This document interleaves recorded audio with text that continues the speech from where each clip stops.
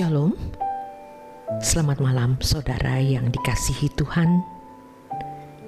Kembali renungan malam dari Pendeta Dr. Erastus Sabdono hadir bersama saya Yohana Ibrahim mengantar Anda tidur dengan tema menuntut seseorang untuk memilih. Umat pilihan dapat dibedakan dalam dua kelompok, yaitu yang pertama, umat pilihan secara jasmani, yaitu berdasarkan darah dan daging atau keturunan Abraham. Ini hanya berlaku bagi bangsa Israel dan umat perjanjian lama. Kalau seorang anak manusia terlahir sebagai orang Israel atau Yahudi, otomatis ia menjadi umat pilihan secara atau berdasarkan keturunan. Mau tidak mau, suka atau tidak suka, dia langsung menjadi umat pilihan tanpa harus memilih. Yang kedua, umat pilihan perjanjian baru. Ini tidak didasarkan secara darah daging, tetapi didasarkan pada iman dan berlaku bagi segala bangsa dan suku. Seringkali umat pilihan perjanjian baru juga disebut sebagai Israel rohani. Selama ini, kita melihat kenyataan sebagian orang Kristen karena terlahir sebagai anak manusia dalam keluarga Kristen, otomatis menjadi orang yang beragama Kristen.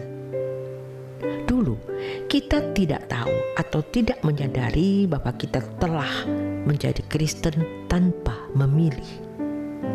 Dan kita menganggap bahwa kita sudah menjadi anak-anak Allah yang sah karena beragama Kristen dari orang tua atau pasangan hidup.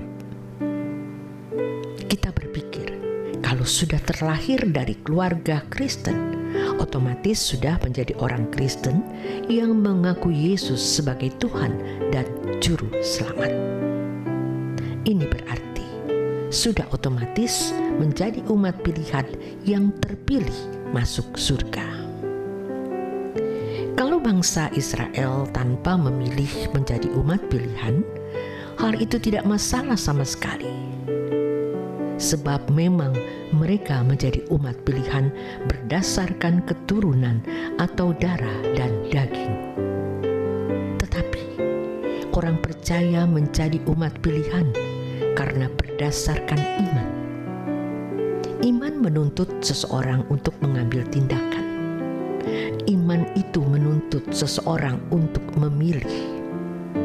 Betapa banyak orang Kristen yang sebenarnya tidak akan pernah terpilih menjadi anggota keluarga kerajaan Allah dan tidak akan pernah dimuliakan bersama dengan Yesus karena mereka tidak pernah memiliki iman. Mereka tidak pernah memiliki iman yang benar. Mereka memahami bahwa asal sudah mengakui Yesus sebagai Tuhan dan Juru Selamat, artinya mengakui statusnya, berarti sudah percaya dengan benar dan secara otomatis menjadi umat pilihan yang benar-benar terpilih. Saudara, orang-orang Kristen seperti tersebut di atas merasa sudah sah sebagai anak-anak Allah dan pasti kalau mati masuk surga.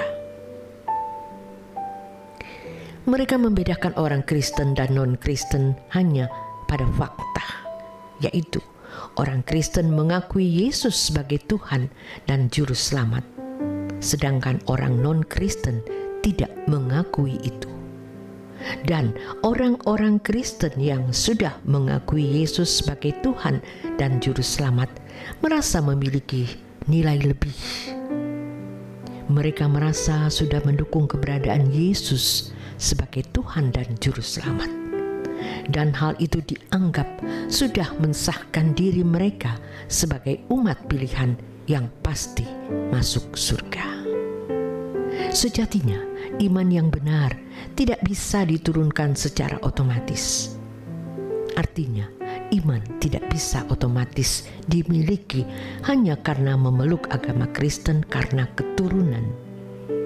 Iman itu menuntut keputusan pilihan individu yang karenanya harus bertindak. Memang, orang tua harus memberikan pendidikan rohani untuk anak-anaknya, dan orang tua harus lebih dahulu memiliki Allah, baru bisa mewariskan atau memberikan Tuhan kepada anak-anaknya.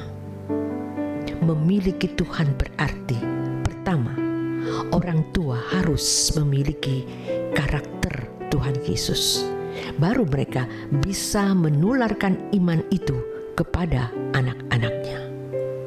Yang kedua, orang tua harus hidup dalam damai sejahtera dan sukacita dalam Tuhan. Orang tua tidak boleh melandaskan suasana sukacitanya pada dunia.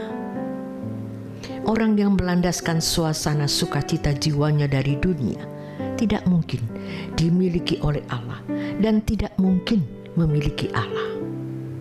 Jadi, suasana sukacita dan damai sejahtera Allah harus melingkupi kehidupan orang tua. Baru orang tua bisa menularkan atau mengimpartasikan kepada anak-anaknya. Itu pun anak-anak tidak otomatis bisa mendapatkan impartasi. Harus melalui proses perjalanan yang panjang karena dunia juga berusaha untuk mewarnai mereka. Yang ketiga, orang tua harus hidup sepenuhnya bagi kepentingannya. Orang tidak mungkin dimiliki Tuhan kalau tidak hidup sepenuh bagi kepentingan Allah. Untuk memiliki penyerahan diri sampai bisa mengenakan gaya atau cara hidup Yesus tidak bisa otomatis diwariskan. Demikianlah, orang tua bisa mewariskan iman yang benar kepada anak-anak melalui keteladanan hidup yang konkret setiap hari.